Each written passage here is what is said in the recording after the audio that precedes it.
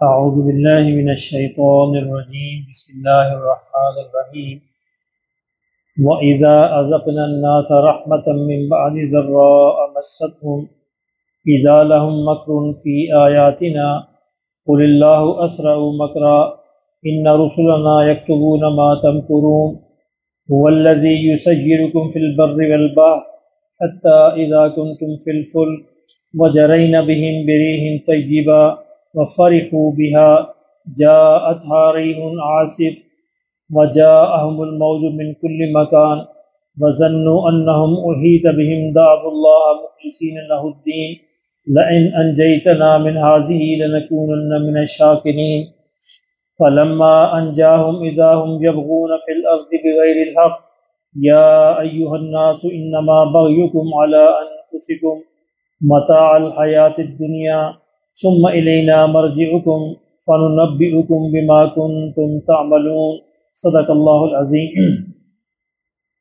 انسانوں کے رویوں کے بارے میں بات ہو رہی تھی سورہ یونس کے حوالے سے۔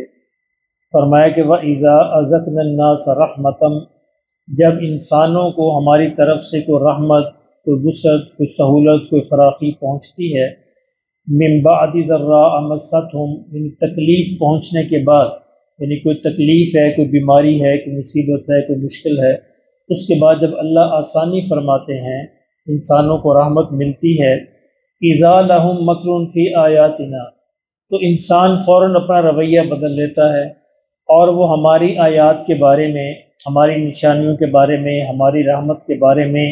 ہیلے بہانے کرنے لگتا ہے۔ پھر یہ کہنے لگتا ہے کہ یہ تو میری اپنی کوشش سے یہ تکلیف دور ہوئی ہے، یہ تو گردش زمانہ ہے، انسانوں پہ آتے رہتے ہیں حالات، یہ کو اللہ، مطلب کہ اللہ کا ہونے کا وجود جو ہے، اللہ رب العزت کی قدرت اور اللہ کی حکمت اور اللہ نے جو اس کی مدد فرمائی ہے، اس کو ہیلوں بہانوں سے اس کا انکار کر دیتا ہے۔ تو یہ انسانی رویے ہیں فطرت میں۔ فرمایا قل اللہ اسرع مکرا، آپ ان کو بتا دیجئے، فرما دیجئے کہ اللہ اپنی تدبیروں کے لحاظ سے بہت تیز ہے، اس کا مقابلہ ہی کوئی نہیں انسانوں کے ساتھ۔ اگر تم اپنی تدبیریں کرتے ہو تو اللہ کی تدبیریں تم سے بہرحال بہت تیز ہیں۔ ان رسلنا یکتبون ما تمکرون، تو میں یہ بھی اب بتا دیں کہ بے شک ہمارے جو فرشتے ہیں، جو تم مکر کرتے ہو، جو تدبیریں کرتے ہو، ہیلے بہانے کرتے ہو، اس کو لکھ رہے ہیں، یعنی ہر چیز لکھی جا رہی ہے، اور جب لکھی جا رہی ہے اس کا مطلب پھر اس کا حساب بھی ہوگا، پھر کوئی نہ کوئی مقام ایسا آئے گا، کوئی جگہ ایسی آئے گی، وقت ایسا آئے گا، اس لکھی ہوئی چیز کا حساب دینا پڑے گا۔ اب دیکھیں مکر کا جو لفظ ہے اردو زبان میں فریب اور دھوکے کے معنوں میں استعمال ہوتا ہے، لیکن عربی میں ایسا نہیں ہے۔ عربی میں جب اللہ رب العزت کے لیے حوالے سے آئے گا تو وہ تدبیر کے معنوں میں آئے گا۔ واللہ خیر الماکرین، اللہ سب سے بہترین تدبیر کرنے والے ہیں۔ اور جب انسانوں کے حوالے سے آئے گا تو اس میں دھوکہ فریب بھی ہو سکتا ہے، اس میں مکر بھی ہو سکتا ہے، اس میں ہیلے بہانے بھی ہو سکتے ہیں۔ والذی یسیرکم فی البر والبحر، فرمایا وہی اللہ ہے جو تم کو خشکی اور تری کے اندر تمہیں سواری مہیا کرتا ہے، لے کے چلتا ہے، یعنی اللہ رب العزت نے تمہیں وہ تدبیریں اور وہ تمہیں وہ حکمت اور وہ تمہیں وہ عقل عطا فرمائی ہے جس کے ذریعے سے تم نے سواریاں بنائیں اور ان کے ذریعے سے تم خشکی میں اور تری کے اندر سفر کرتے ہو۔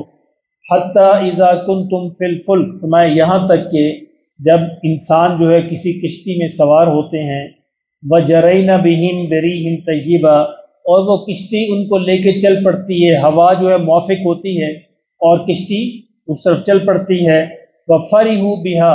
اور انسان بڑے خوش ہوتے ہیں کہ ہم کشتی میں سفر کر رہے ہیں، ہوا ہمارے موافق ہے، اپنی پسند کے مطابق جو ہے ہم جدھر جانا چاہ رہے ہیں چل رہے ہیں، جا رہے ہیں۔ فرمایا کیا جاءتها ریح عاصف، اچانک پھر اللہ ان پر مخالف ہوا بھیج دیتا ہے، ان کو تیز ہوا بھیج دیتا ہے، جو ان کے سارے پلان، ان کے سارے منصوبے چوپٹ رہ جاتے ہیں۔ یعنی انسان جو ہے بڑے پلان کرتا ہے، بڑے منصوبے بناتا ہے، لیکن منصوبہ اصل میں وہی کامیاب ہوتا ہے جس کو اللہ رب العزت کی رضا حاصل ہو جائے، جو اس کو اللہ رب العزت کا حکم ہو وہی کامیاب ہوگا، ورنہ انسانوں کے سارے منصوبے دھرے کے دھرے رہ جاتے ہیں۔ کوئی فانی کا شعر ہے نا کہ دیکھ فانی تیری تدبیر کی میت نہ ہو، دیکھ فانی تیری تدبیر کی میت نہ ہو، ایک جنازہ جا رہا ہے دوش بر تقدیر کے۔ انسانوں کی تدبیروں کے جنازے تقدیر کے کاندھوں پر اڑ جایا کرتے ہیں،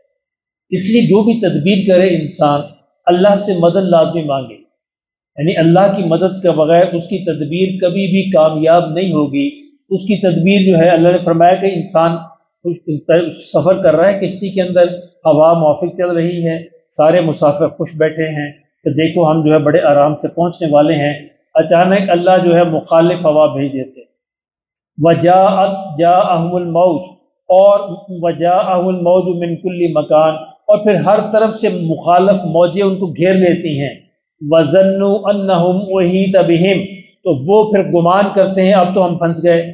گھیرے کے اندر آ گئے، ہر طرف سے موجوں نے گھیرا کر لیا، اب تو ہم ڈوب جائیں گے، منزل پر نہیں پہنچیں گے۔ دعوا اللہ مخلصین لہ الدین، اور میں پھر اس موقع پر صرف اللہ کے لیے خالص ہو کر دعائیں کرتے ہیں کہ یا اللہ اگر اب تو ہمیں بچا لے تو ہم تیری ہی مان کر زندگی بسر کریں گے۔ لئن انجیتنا من ہذہ لنکونن من الشاکرین، اور یہ کہتے کہ اگر آپ نے ہمیں نجات دے دی تو ہم تیرے شکر گزار بندے بن کر رہیں گے۔ اب دیکھیں یہی رویہ ہمارا بھی ہوتا ہے، عام طور پر کوئی تکلیف کوئی مصیبت پہنچی تو پہلے تو انسان اللہ سے یہ وعدہ کرتا ہے کہ یا اللہ اگر آپ یہ دور فرما دیں تو میں انشاءاللہ تیرا شکر گزار بندہ بن کر رہوں گا، لیکن جو ہی معاملہ ختم ہوتا ہے انسان بھول جاتا ہے اور پھر انسان اسی اپنی پرانی روش پر چل پڑتا ہے۔ تو یہ انسانوں کے رویے ہیں، یعنی یہ سورہ یونس میں انسانوں کے رویوں کے حوالے سے بات کی جا رہی ہے کہ انسان یہ رویہ اختیار کرتا ہے۔ اللہ جب اس مخالف موج کو، اس طوفان کو سمندر میں دور کر دیتے ہیں، پہلے یہ وعدہ کیا تھا کہ ہم تیرے شکر گزار بندے بن کر رہیں گے، اور جب اللہ ان کو دور کر دیتے ہیں فلما انجاہم، جب اللہ ان کو نجات دے دیتے ہیں اذا ہم یبغون فی الارض بغیر الحق، میں اس کے بعد پھر وہ زمین کے اندر وہی سرکشی کرتے ہیں بغیر حق کے، یعنی پھر اپنی پرانی روش پر لوٹ آتے ہیں، پھر گناہوں کی زندگی، پھر وہی اللہ کی نافرمانی معصیت کی زندگی بغیر کسی حق کے کرنے لگتے ہیں۔ فرمایا کہ یا ایھا الناس انما بغیکم علی انفسکم، لوگوں جان لو کہ تمہاری سرکشی کا وبال تمہیں ہی اٹھانا پڑے گا اور کوئی نہیں اٹھائے گا۔ جو سرکشی تم کرو گے، جو معصیت اختیار کرو گے، جو گناہ تم کرو گے، اس کا وبال تمہیں ہی پڑے گا، تمہارے اوپر ہی پڑے گا، کوئی اور تمہارا بوجھ نہیں اٹھائے گا۔ لا تزر وازرۃ وزر اخری، قیامت میں کوئی کسی کا بوجھ نہیں اٹھائے گا، بیٹا باپ کا نہیں اٹھائے گا، باپ بیٹے کا نہیں اٹھائے گا، ہر ایک کو اپنا اپنا بوجھ اٹھانا پڑے گا۔ میں لوگوں اس بات کو جان لو کہ جو سرکشی تم کرتے ہو اس کا وبال تمہیں ہی بھگتنا ہے، تم نے اٹھانا ہے۔ متاع الحیات الدنیا، دنیا کی زندگی تو ایک متاع ہے، چند روز کا سودا ہے، اس میں تم جو مزے کرنا چاہتے ہو کر لو۔ ثم الینا مرجعکم، پھر تمہیں ہماری ہی طرف لوٹنا، یعنی اس میں کوئی چھوٹ نہیں ہے، اس میں کوئی ایکسیپشن نہیں ہے۔ آج تک پوری کائنات میں کوئی ایک مثال بھی ایسی نہیں ہے جو انسان اللہ سے بچ کر کہیں اور جا سکا ہو، اللہ ہی کی طرف لوٹنا ہے۔ فَنُنَبِّئُكُم بِمَا كُنتُمْ تَعْمَلُونَ، پھر لوگوں ہم تمہیں خبر کر دیں گے، بتا دیں گے کہ جو دنیا میں تم کرتے رہے۔ میرے محترم دوستو، پورا قرآن جو ہے اس سے بھرا پڑا ہے کہ انسانوں کا سب سے خطرناک مسئلہ یہ ہے کہ ہمیں اللہ کے حضور کھڑے ہونا ہے، اللہ کی طرف لوٹنا ہے، اللہ کا سامنا کرنا ہے، حساب کتاب دینا ہے۔ یہ وہ مسئلہ ہے جس کے لیے انبیاء انسانوں کی تیاری کرواتے ہیں، آسمانی کتابیں جس کے بارے میں بتاتی ہیں۔ ہمارا اصل مسئلہ یہ ہے، اتنے انبیاء آ کر انسانوں کا مسئلہ تبدیل کر دیتے ہیں۔ پہلے انسانوں کا مسئلہ دنیا ہوتی ہے، پہلے انسانوں کا مسئلہ مخلوق ہوتی ہے۔ انبیاء انسانوں کا مسئلہ مخلوق سے ہٹا کر خالق کو بنا دیتے ہیں، دنیا سے ہٹا کر آخرت کو بناتے ہیں، مال سے ہٹا کر اعمال کو بناتے ہیں۔ تو یہ مسئلہ ہمیں تبدیل کرنا ہے۔ ہمارا بھی جب تک مسئلہ تبدیل نہیں ہوگا، آخرت ہمارا مسئلہ نہیں بنے گی، اور یہ ہر دم ہمارے ذہن میں نہیں رہے گا کہ ہمیں بہرحال اللہ کے حضور کھڑے ہونا ہے، ہمیں مرنا ہے۔ ثم الینا مرجعکم، لوگوں پھر تمہیں ہماری ہی طرف لوٹنا ہے، کہاں بھاگ کے جاؤ گے؟ فَنُنَبِّئُكُم بِمَا كُنتُمْ تَعْمَلُونَ، اور تمہیں ایک ایک پل کی، ایک ایک لمحے کی، ایک ایک لفظ کی خبر کر دی جائے گی جو تمہیں دنیا میں کر کے آئے تھے۔ اللہ ہمیں یہ سمجھ نصیب فرمائے۔